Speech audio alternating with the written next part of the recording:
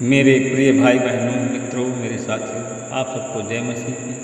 मित्रों, आप सब लोग कैसे हो? अच्छी तरह से हो? मित्रों, मुझे पूरा विश्वास, पूरी आशा है कि आप सब लोग अच्छी तरह से। मित्रों, मैं आज प्रतिदिन की तरह आज भोर के समय की उपस्थित हुआ। मैं आज आपके लिए, आपके परिवार के लिए, आपके बच्चों के लिए प्रार्थना करूँगा। परमेश्वर आपको आशीषित करे। आज का वचन है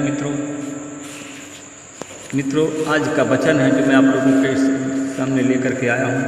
पहला थिस्सलुनीकियों की पत्री है, 5 अध्याय का 3 वचन है। मैं इस वचन के द्वारा बात करूंगा, इसी वचन के आधार पर मैं प्रार्थना करूंगा।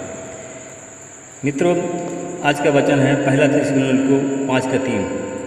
जब लोग कह रहे होंगे शांति और सुरक्षा है, तब जैसे गर्भवती स्त्री का सहसा प्रसव पीड़ा आ पड़ती है, वैसे ही उन पर भी विनाश आ पड़ेगा और वे बच नहीं सकेंगे। मेरे भाई और बहनों, मित्रों, मेरे साथियों, हम इस वचन के द्वारा हम देखते हैं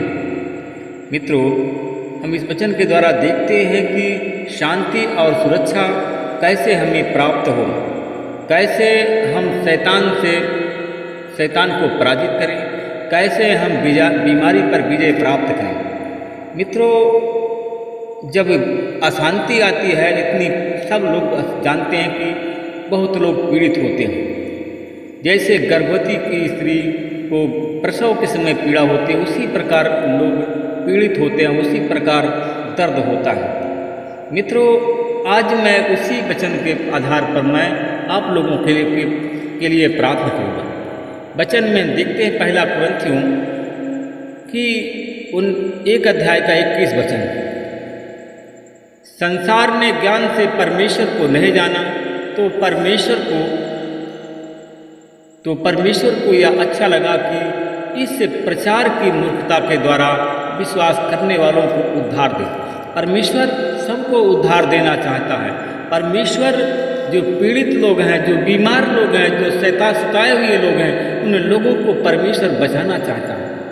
उसी प्रकार जो मन से अहंकारी हैं, 3 बातें हैं। हम 3 बातें हैं। 3 बातों का अगर 3 बातों से अगर हम बचे रहेंगे तो हमारा उद्धार हो सकता है और हमको शांति और सुरक्षा मिल सकती है। मित्रों, पहला वचन है अहंकार। वो ठीक उसी प्रकार जो मन से अहंकारी हैं, अपने हृदय की योजना जो बनाते हैं वह है घमंडी, क्योंकि वह ज्ञान से वंचित होते हैं और अपने मन की योजना को मन में लगाकर वे यीशु से दूर हो जाते हैं। लेकिन मेरे भाई और बहनों, यीशु तुम्हें नया तेजस्वी जीवन देना चाहता है, इसलिए कि यीशु आपको नया तेजस्वी जीवन देने के लिए बुला रहा है। उसका बुलाना व्यर्थ न समझें। मित्रों, अगर बुलाना व्यर्थ नहीं समझेंगे तो वह उसकी पुकार आपको जो स्पष्ट रूप से सुनाई नहीं दे रही है, तो वह आवाज़ आपको सुनाई देगी। इसलिए कि अपने हृदय के द्वार को खोलो। मित्रों, दूसरा नंबर है अगर अगर अपने हृदय के द्वार को खोल दोगे, परमेश्वर के सामने खुद छोटे बन जाएंगे, तो आपका अहंकार आपसे दूर हो जाएगा। मित्रों, खुद को अहंकार और घमंड से आप लोग दूर हो जाएंगे।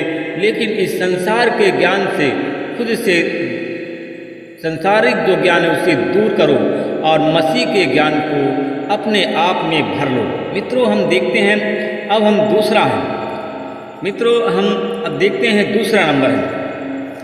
दूसरा नंबर हम देखते हैं कि कठोरता। मित्रों, हम कठोरता के बारे में हम देखते हैं कि हम पहला राजा की पत्री में हम देखते हैं कि एक दिन राजा सुलेमान के पास में 2 स्त्रियां आईं। मित्रों, राजा सुलेमान के पास में 2 स्त्रियां आईं और उनमें से दोनों वेश्याएं थीं। मित्रों, और राजा के सामने खड़ी हो गई और एक स्त्री ने कहा कि हे स्वामी, मैं यह स्त्री एक मकान में रहती थी। मैं और यह स्त्री एक एक एक बच्चे को जन्म दिया था और मेरे प्रसव के बाद हम दोनों उसी कमरे में थी। और एक दिन कहा कि एक उस स्त्री ने कहा कि एक दिन इसका बेटा मर गया, क्योंकि यह अपने बेटे के ऊपर सो गई थी। और जब यह देखा कि इसका बच्चा मरा है तो मरा हुआ बच्चा ये हमारे बेड पर सुला दिया और जीवित बच्चा को अपने बेड पर। मित्रों, तब उसने कहा कि मैंने देखा, उस स्त्री ने कहा कि जीवित बच्चा मेरा है, मेरा पुत्र है, और मृत बच्चा इसका है। पहली स्त्री ने कहा और दूसरी स्त्री ने कहा मृत बच्चा तेरा पुत्र है और जीवित बच्चा मेरा पुत्र है। मित्रों, इस प्रकार राजा के सम्मुख यह बोलती रही। राजा ने सोचा कि यह स्त्री कहती है तो जीवित बच्चा मेरा पुत्र है और मृत बच्चा तेरा पुत्र है। दूसरी भी कहती इसी प्रकार। मित्रों, तब राजा ने कहा कि मेरे पास एक तलवार लाओ, और राजा के सम्मुख तलवार प्रस्तुत की गई। राजा ने आदेश दिया कि जीवित बच्चे के 2 टुकड़े कर दो, आधा भाग पहली स्त्री को और दूसरा भाग दूसरी स्त्री को दे दो। और जिस स्त्री का पुत्र जीवित था उसका हृदय प्रेम से के प्रति वात्सल से भर गया। उसने कहा कि हे स्वामी, जीवित बच्चा इसको दे दीजिए, कृपया इस बच्चे का वध मत करिए। किंतु दूसरी स्त्री ने कहा इस बच्चे को न मुझे मिलेगा और न तुझे, महाराज इसके 2 टुकड़े कर दो। राजा ने निर्णय दिया कि जीवित बच्चा पहली स्त्री के दे दिया जाए। मित्रों, उसके अंदर कठोरता थी, इसलिए वो बच्चे का वध करवाना चाहती थी। मेरे भाई और बहनों, मित्रों, मेरे साथियों, और हम दूसरा देखते हैं, हम मेरे भाई और बहनों, मित्रों, मेरे साथियों, हम अब देखते हैं दूसरा वचन। देखते हैं कि हम देखते हैं मित्रों, हम देखते हैं स्वार्थ। तीसरा वचन है स्वार्थ। मित्रों, हम देखते हैं दलीलाह एक व्यक्ति था और वह दलीलाह ने सिमोन से कहा तुमने अब तक मुझे धोखा दिया है और मुझसे झूठ बोला है, कृपया करके मुझे बताओ तुम्हें किस वस्तु से बांधा जा सकता है।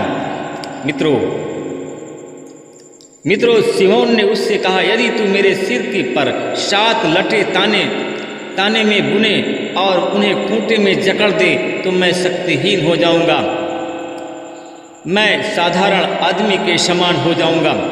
अतः जब सिमोन सो रहा था तब दलीलाह ने उसके सिर पर 7 लटें निकाली और उन्हें ताने में बुन दिया। फिर उसने उनको खूंटी में जकड़ दिया। मित्रों, तत्पश्चात उसने सिमोन से कहा सिमोन, पलिश्तियों ने तुम पर हमला कर दिया है। वह नींद से जाग उठा, उसने करघे को ताने और खूंटी के साथ उखाड़ दिया। मित्रों, दलीलाह ने सिमोन से कहा तुम यह बात कैसे कह सकते हो कि मैं तुमसे प्रेम करता हूँ जबकि तुम्हारा हृदय मुझसे में नहीं लगता है।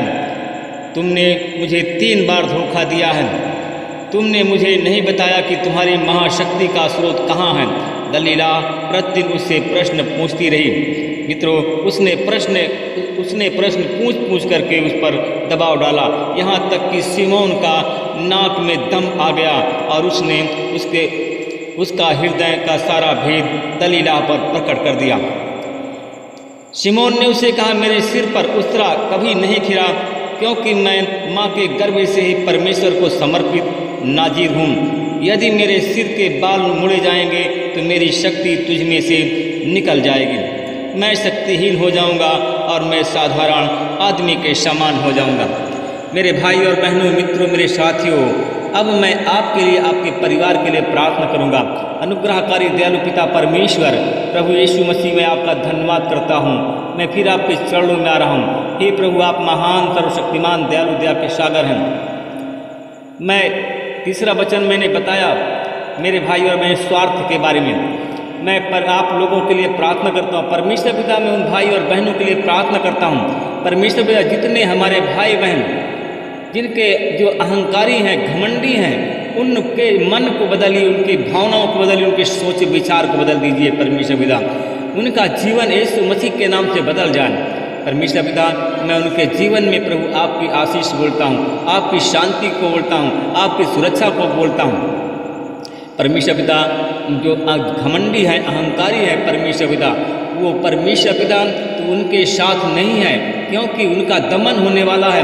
परमेश्वर पिता, मैं उन सब पर आपकी आशीष बोलता हूँ परमेश्वर पिता, यीशु मसीह के नाम से उनका घमंड दूर हो जाए। मैं उन भाई और बहनों के लिए प्रार्थना करता हूँ जिनका हृदय कठोर है, जो कठोर है, जिनके पास में दया नाम की चीज़ नहीं है, मैं उन पर आपकी आशीष बोलता हूँ परमेश्वर पिता। जैसे आपने 2 वेश्याएं थी, उनका न्याय किया था, उनकी कठोरता, एक स्त्री थी, वो बच्चे को 2 टुकड़ा करवाना चाहती थी और पहली स्त्री ने कहा कि इस स्त्री को दे दिया जाए। मित्रों, अगर परमेश्वर आपको, क्योंकि उसी प्रकार मैं उनके लोगों के लिए प्रार्थना करता हूँ जिनके मन कठोर हैं, जिनके अंदर दया नाम की चीज़ नहीं है, मैं उन लोगों के जीवन को बदलता हूँ यीशु मसीह के नाम से। उनके जीवन, उनका मन अनुग्रह, उनके मन के अंदर अनुग्रह से भर जाए, उनके अंदर दया से भर जाए, वो लोग, उनकी कठोरता यीशु मसीह के नाम से चली जाए।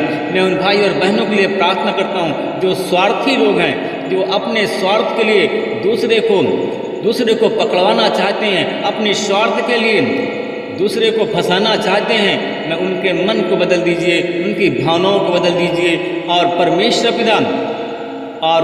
पिता वो अपना स्वार्थ भूल करके निस्वार्थ दूसरों की सेवा करें। मैं उन लोगों के लिए प्रार्थना करता हूँ उनकी जो कठोर है, उनकी कठोरता दूर हो और लोगों से प्रेम करें और प्रेमी बन जाएं। जो घमंडी है परमेश्वर पिता, उनका घमंड दूर हो जाए और वे दया करने वाले बन जाएं। महिमा परमेश्वर पिता मैं आपको देता हूँ। इस प्रार्थना को मैं उद्धारकर्ता प्रभु यीशु मसीह के नाम से मांगता हूँ, हाँ और आमीन में प्रभु उत्तर दे, आमीन।